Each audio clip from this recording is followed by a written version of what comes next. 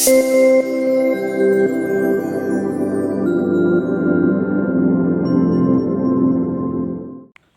nyine nk'iki ngiki cy'umugabo wawe nimba ari afite ikibazo ugikemura umugabo agafungurwa nimba anafunze nimba n'ibitaro ahubwo noneho icyo nabajije kiriya kigo ngo kirimo kiratabariza abantu ko kitagira ubwenge habe buriya nimba ari nanjye wamufungishije ntagiye ngo ntere igikumwe ngo umugabo wanjye ni mumpereze rero ubu ndamukeneye na se na nyina wamubyaye ntego umufunguza none se kuko ni wamufungishije yariko mutabariza se prize yamusabye ifaranga ati yewe umugore mu gihe yanze kumufunguza kubera ko ari wamufungishije ngagenda umutabarize uzana amafaranga yanga tumukuremo ni ibitaro se bamujyanyemo byananiwe kwishyuza ati arimo aramutabariza umuntu kuba gwari no mu mapingo ntibigaragara neza ngagenda utabarize uzana amafaranga yagiye gutabariza mu ruhe rwego mu buhe buryo ninde wamutumye afite invitation niyo mpamvu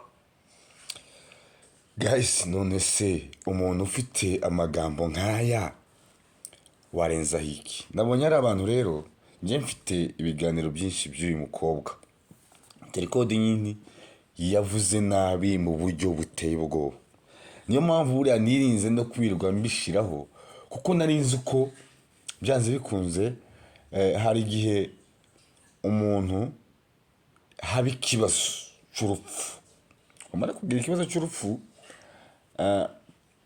nk'iki ngiki cyabayeho ntabwo nari kuza gutya ngo mpfe gukubitaho ibintu gutya gusa ngo bikunde ariko nakoranye ikiganiro n'uyu mwana w'umukobwa nsanga mu buzima bwe ni umugome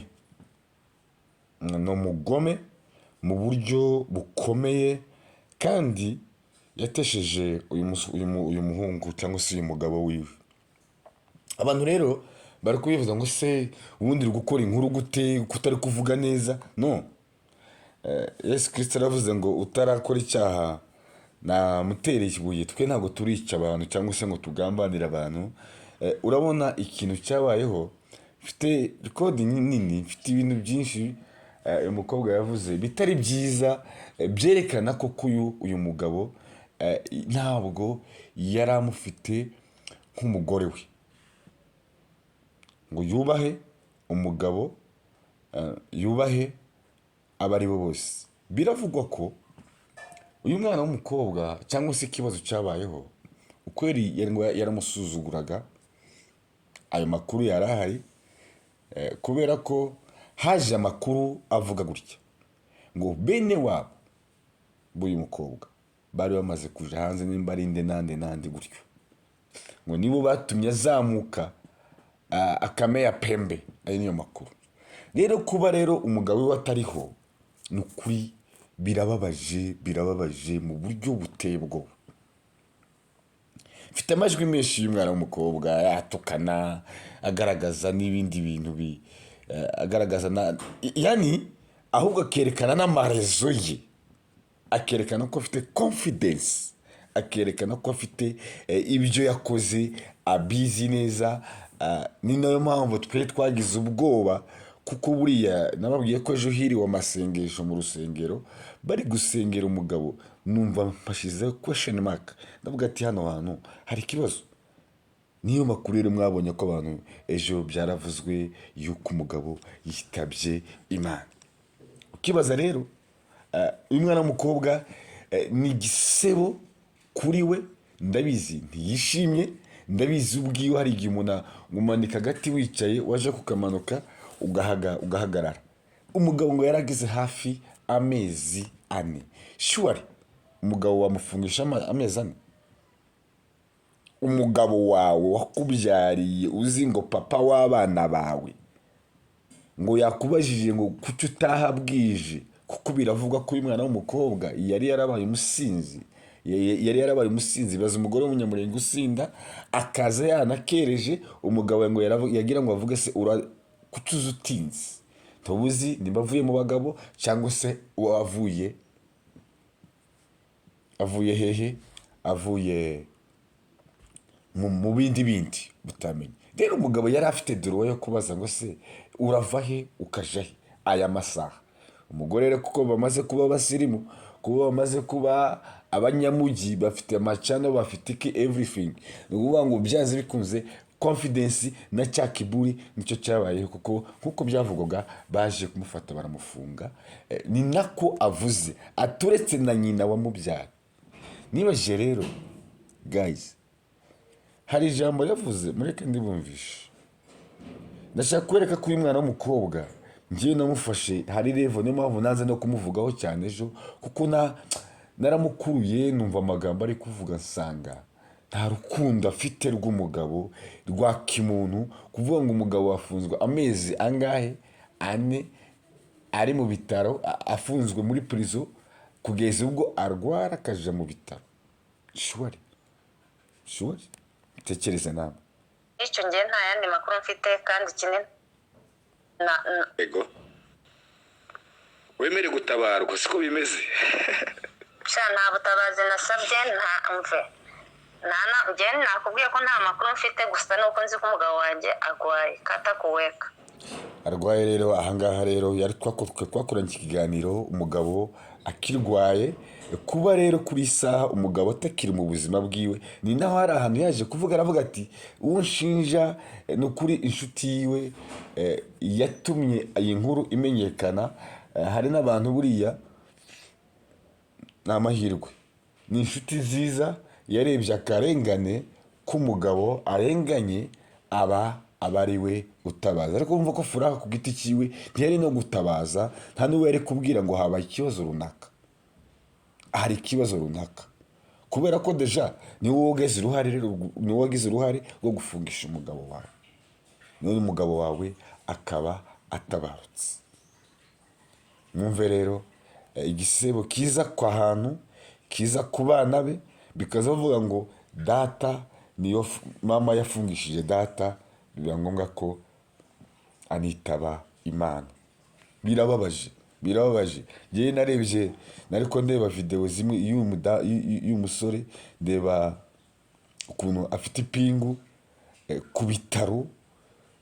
Shwari kwibaza ngo si imiryango y'abanyamurenge, societe y'abanyamurenge iracyakora mu buryo itakibasha kurenganura abantu nk'aba, ngo umugore ngo yavuze, umugore yavuze. Kubera ko ndibaza impamvu uyu mugabo yaba yaragize amezi n'amezi afunzwe, umuryango wari wananiwe koko kuza kumurenganura kugira ngo agere igihe cyo kwitaba Imana. Biteye ubwoba. Nimba umugore we koko ataramufiteho umutima wa muntu, umutima wa kimuntu, none se umuryango we wari urihe?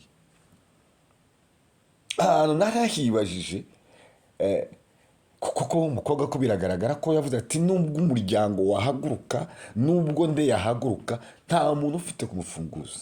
Urumva ko umwana w'umukobwa iwe yari amaze kurenga umutima wa kinyamaswa, yari amaze kurenga umutima yumva ko atakira umugabo wiwe, yari amaze kwimura umugabo wiwe mu mutima we. Umuntu nk'uyu rero rimwe na rimwe ari igihe unanirwa no kuvuga ngo ati Mana yanjye uyu ni muntu ki? Kuko ntekereza neza ibyishimo, nawe wibuke niba ufite umuryango wowe twumva hano, wibuke ibyishimo ugira mu bana bawe iyo watashe, iyo udahari, igihe bakubuze, iyo wagiye mu kazi ukaba nk'utindaho, bakubaza ngo dadi cyangwa mama uratahaga iki. Ariko rero kuba twaragize ishano ry'umugore nk'uyu nguyu, ushobora kutamenya, ushobora kwirengagiza inshingano y'umugabo, udashobora kubaha umugabo, ngo nuko bene nyoko ngo bageze hanze batangiye kukohereza udufaranga dukiye. Bijya nyambwira abantu benshi hano, ati abantu benshi rega bagira abasiponso, bagira amafaranga. Hari abantu benshi bagira n'abasiponso utandamenye ko bafite, kandi batuje, batasara, batagira gute, kandi bakabana n'abandi bantu. Ariko wagira abantu babiri hanze, kera ukaburasaze umugabo wawe ukabutangiye kera kumucunda no kumuzamura no kumumanura icyo ushaka, ngo kubera ko deja nta bushobozi afite cyangwa se wabo bafite. N'Imana yo mu ijuru ntiyakubabarira. Iki ni igisebo gikomeye, iki ni igisebe gikomeye rimwe na rimwe udashobora kuzibagirana, udashobora kuzibagirwa n'umunsi n'umwe, kubera ko hari revo dore ko noneho ni muri iyi minsi hari social media ahita agaragaza icyo wakoze n'icyo ari cyo cyose. So kuri iyi saha rero, ayo ni inkuru y'umwana w'umukobwa wakoze igitangaza hano muri Nairobi, wakoze ikibazo kitari kimenyerewe muri sosiyete yacu yo kuvuga ngo yabasha kuba yafungisha umugabo, akongera kandi ntabashe wabivuga amagambo nk'aya ngaya, unabyirata unabyigamba. Kuti urumva rero ni ikibazo gikomeye cyane.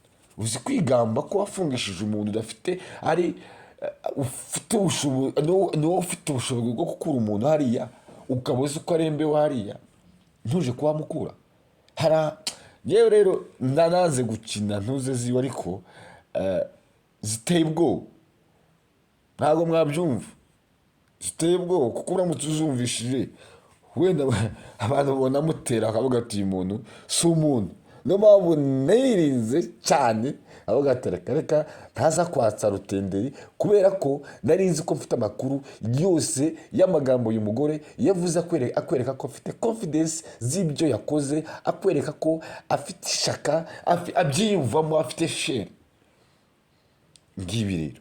Ahubwo iwe akaba yari afite umutima wo kuza guhangana n'abayutuba bari kuvuga ubuzima bwe, bari kuvuga ubuzima bwe. Kuri isa rero umugabo wiwe, abayutuba batabarije umugabo wiwe ntawe uhari. Ese wa mwana w'umukobwa we, twebwe ko abayutuba b'influencer b'abayutuba twanga akarengane cyangwa se ikintu kibi gikorerwa muri sosiyete, turakizira. Ntawe utavugwa, ntawe utahangarwa, ntawe utavugwa. Niba wakoze ishano bakuvuge, bagutemere itaka, kuko icyo kintu tugomba kukigaya muri sosiyete yacu. Ngiyo nkuru y'umwana w'umukobwa mbumvishije n'ukuri, hari igihe kubera ko nyine umuntu yitabye n'Imana nyine deja, niyo mpamvu navuze ngo reka twirinde kugira, kuko icyo twifuza nuko twifuriza umuryango w'uyu mugabo witabye Imana pole sana, pole sana. Ikindi wenda wovuga ati reka duheze pole n'umugore, kubera ko ntukumana umugore bisa nkaho umugore n'umugabo rumwe, ariko kandi niwe nyiribayazana w'ibi bibazo byose, niwe nyiribayazana.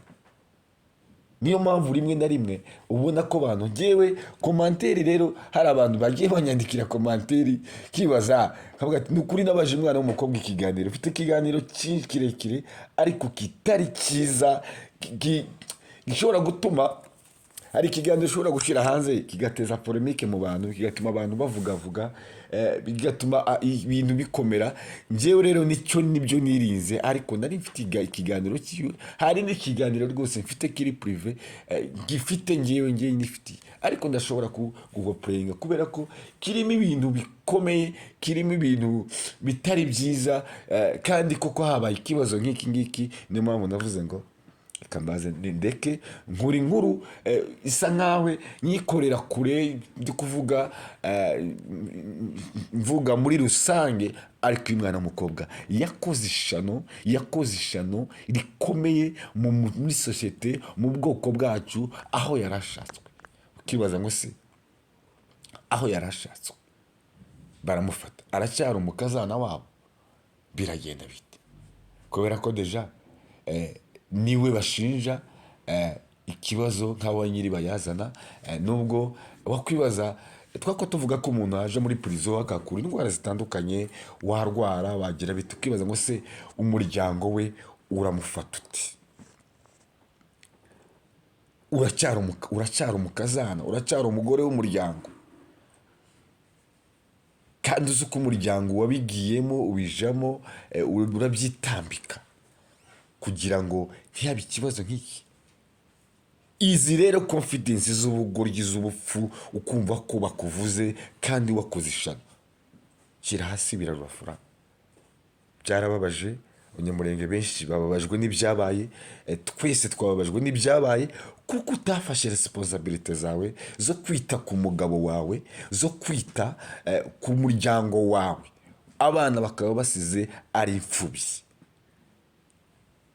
bakaba basize abantu. Rero umuntu wambwiye ati se uri kumuvugira cyangwa ufite gahunda yo ibintu nyine bavuga, ariko siko biri. Umwana w'umukobwa sindandamubonaho, nawe ntazi, sindandamubonaho rwose, simuzi, ariko finally ntabwo twabishima, twabishima ni ukuri. Ubishima yaba atazi, nta mutima wa kimuntu yaba afite, ntabwo twushigikira uwakoze amahano nk'aya ngaya, ntawabishigikira rwose. Ibyo cyo bacyumve. Niyo mpamvu rero twanze kubatsa umuriro cyane, kuko twari dufite amakuru yandi yatari, turavuga ati nta mpamvu dukoresha cyangwa umuntu uvuga ati yapfuye, ariko se kurivenjinge tugarure umuntu tumukore ku mutima. Niyo mpamvu navuze ngo ni ukuri turabigaya, nibiragatsindwa, ni ibintu byo kwamaganwa muri sosiyete yacu, mu muco wacu, mu ndangagaciro zacu za kinyamurenge, tugomba kubyamagana.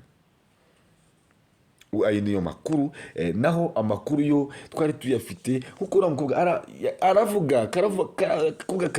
karavuga nabi, kakakwereka ko ngo yize ngo duruwa, ngo asobanutse, agire gute, nako beaucoup de confidence, ariko siko biri. Ahubwo umwana w'umukobwa yakoze ishano ku muryango washatswemo, aho avuka, hehe na hehe. Ayo niyo makuru y'uyu mwana w'umukobwa. Njyewe rero nagiye gahoro, nkunda kugenda gahoro cyane iyo bigeze ahantu nk'aha, ariko nabonye abantu baba banyandikira bitewe uramuvugira, ariko siko bimeze. Bakunzi ba Jovin Official 30, mudukore subscribe, like, comment. Imana ibarinde.